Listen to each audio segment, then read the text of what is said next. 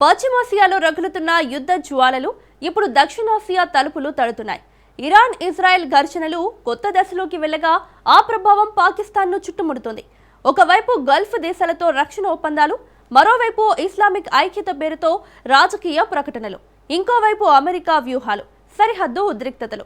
ఈ మొత్తం గేమ్లో పాకిస్తాన్ పద్మ వ్యూహంలో చిక్కుకుందా అనే అనుమానాలు కలుగుతున్నాయి. సౌదీతో రక్షణ ఒప్పందమే ఇరాన్ కోపానికి కారణమైందా? ఆఫ్ఘాన్ సరిహద్దుల్లో అగ్గి రాజేస్తుండగా అంతర్గతంగా సున్నీ షియా విభేదాలు మళ్లీ మంటలు రాజేస్తున్నాయా? ఒక ప్రాంతంలో మొదలైన అశాంతి ప్రపంచ రాజకీయాల చెస్ బోర్డును మార్చేస్తున్నాయా? తెలియాలంటే ఈ స్టోరీ చూడాల్సిందే. పద్మవ్యూహంలో చిక్కుకుపోయిన పాకిస్తాన్. భీకర యుద్ధం దిశగా పాకిస్తాన్, ఆఫ్ఘనిస్తాన్. నంగనజ్జి పాకిస్తాన్కు షాక్ ఇచ్చిన ఇరాన్. పశ్చిమాసియా యుద్ధంలోకి పాక్ ఎంట్రీ. పశ్చిమాసియా ప్రాంతంలో నెలకొన్న ఉద్రిక్త పరిస్థితులు ఒక్క దేశానికే పరిమితం కాకుండా పరిసర ప్రాంతాలన్నింటిపైన ప్రభావాన్ని చూపుతున్నాయి. ముఖ్యంగా ఇరాన్, ఇజ్రాయెల్ మధ్య నెలకొన్న ఘర్షణలు పాకిస్తాన్ వణికిస్తున్నాయి. ఒక దేశం తీసుకునే నిర్ణయం మరొక దేశానికి ఎలా బూమరంగ్ అవుతుందో ప్రస్తుతం దక్షిణాసియా రాజకీయ పరిణామాలు స్పష్టంగా చూపిస్తున్నాయి. అరచేతిలో అగ్గి పెట్టుకుని ఊపితే కాలేది చెయ్యే అన్నట్లుగా మారిపోతుంది పరిస్థితి. సహజంగా పాకిస్తాన్ డబ్బుల కోసం ఏ పనైనా చేస్తుంది. చివరికి సైన్యాన్ని కూడా అద్దెకివ్వడానికి సిద్ధమైన దేశం.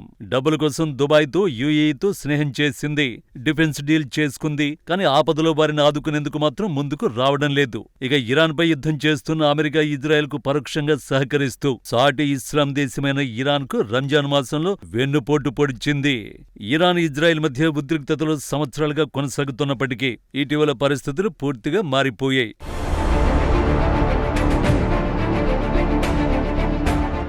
ఈ క్రమంలోనే గల్ఫ్ దేశాలపై ఇరాన్ దాడులు పాకిస్తాన్ను చిక్కుల్లో నెట్టేశాయి. సౌదీతో చేసుకున్న రక్షణ ఒప్పందం ఇస్లామాబాద్ను ఇరాన్కు శత్రువుగా మారుస్తోంది.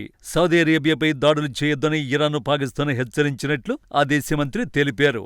పాకిస్తాన్, సౌదీ అరేబియా మధ్య కుదిరిన రక్షణ ఒప్పందం ప్రకారం ఒక దేశంపై దాడి జరిగితే అది ఇరువురిపైన జరిగినట్లే పరిగణిస్తామని ఆయన స్పష్టం చేశారు. మరోవైపు సౌదీ అరేబియా స్పందిస్తూ ఇరాన్ చేసిన దాడులపై ప్రతిస్పందించే హక్కు తమకు ఉందని స్పష్టం చేసింది. కాగా గత సంవత్సరం సెప్టెంబర్లో సౌదీ, పాక్ మధ్య కుదిరింది నాటో తరహా రక్షణ ఒప్పందం. గ్వాదర్ పోర్టు ద్వారా అమెరికా, ఇజ్రాయెల్ తమపై దాడులు జరిపాయని వారు ప్రకటించారు. గ్వాదర్ పోర్టు వ్యూహాత్మకంగా అత్యంత కీలక ప్రాంతం. ఒకవేళ ఇరాన్కు వ్యతిరేకంగా యుద్ధ విమానాలను మోహరిస్తే ఇరాన్ పాకిస్తాన్పై దాడులు చేసే అవకాశం కనిపిస్తోంది. ఈ ఆరోపణలు నిజమా కాదా అన్నది పక్కన పెడితే పాకిస్తాన్ పేరు ఈ వివాదంలో వినిపించడం మాత్రం ఆ దేశానికి తలనొప్పిగా మారింది.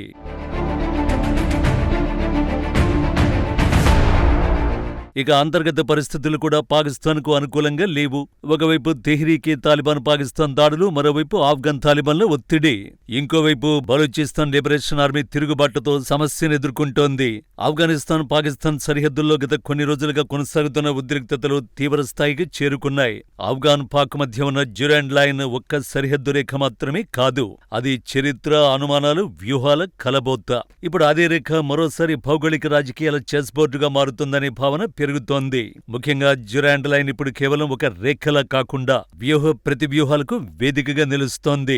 2021లో తాలిబాన్ల రాక తర్వాత సరిహద్దు వెంబడి పెరిగిన తెహ్రీక్ తాలిబాన్ పాకిస్తాన్ కార్యకలాపాలు ఇరు దేశాల మధ్య అగ్గిరాజేస్తున్నాయి. పరస్పర కాల్పులు, ఉగ్రవాద ఆరోపణలతో ఇస్లామాబాద్, కాబూల్ మధ్య సంబంధాలు క్షీణిస్తున్నాయి. యుద్ధం ఇప్పుడు ఖరీదైన ట్యాంకులకు పరిమితం కాలేదు.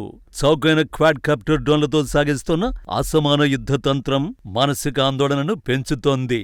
ఇరాన్, ఇజ్రాయెల్ ఘర్షణలు, అమెరికా వ్యూహాలు, ఖతార్ దౌత్యం ఈ ప్రాంతంపై తీవ్ర ప్రభావాన్ని చూపుతున్నాయి. చరిత్రలో బ్రిటిష్, సోవియట్, అమెరికా వంటి శక్తులే ఆఫ్ఘాన్ గడ్డపై స్థిరత్వాన్ని సాధించలేకపోయాయి. ఇప్పుడు పాకిస్తాన్ తన అంతర్గత మిలిటెన్సీ, పొరుగు దేశాల ఒత్తిళ్లతో రెండు అగ్నిజ్వాలల మధ్య చిక్కుకున్నట్లయింది. డ్యూరాండ్ లైన్ వద్ద శాంతి నెలకొనాలి అంటే దౌత్యమే ఏకైక మార్గం. లేదంటే ఈ ప్రాంతం మరోసారి ప్రపంచవ్యాప్త ప్రభావం చూపే యుద్ధక్షేత్రంగా మారే ప్రమాదం ఉంది.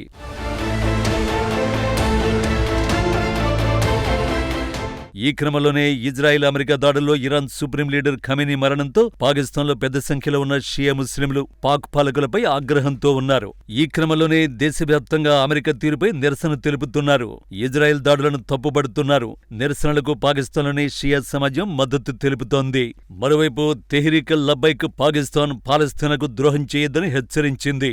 ఇది పాక్ ప్రభుత్వంపై అంతర్గత ఒత్తిడి పెంచుతోంది.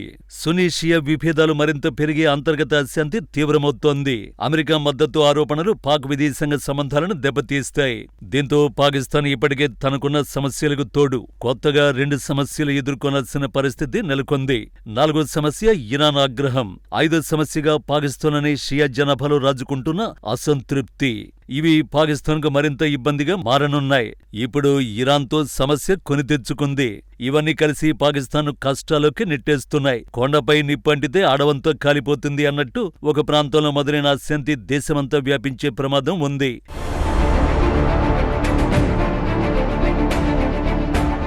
ఈ తరుణంలో పాకిస్తాన్ డిఫెన్స్ మంత్రి ఆసిఫ్ ఖవాజా కీలక వ్యాఖ్యలు చేశారు.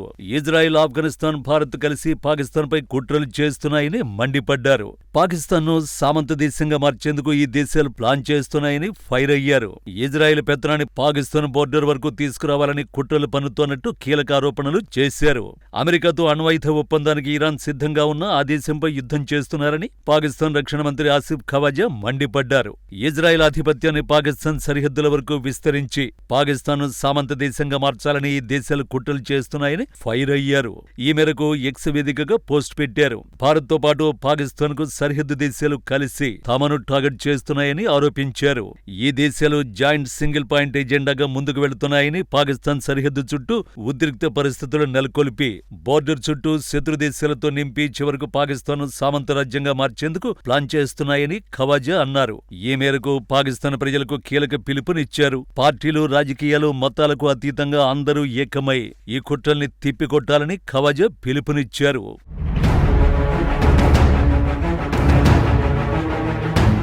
మొత్తంగా చూస్తే పాకిస్తాన్ పద్మవ్యూహంలో చిక్కుకున్నట్లు కనిపిస్తోంది.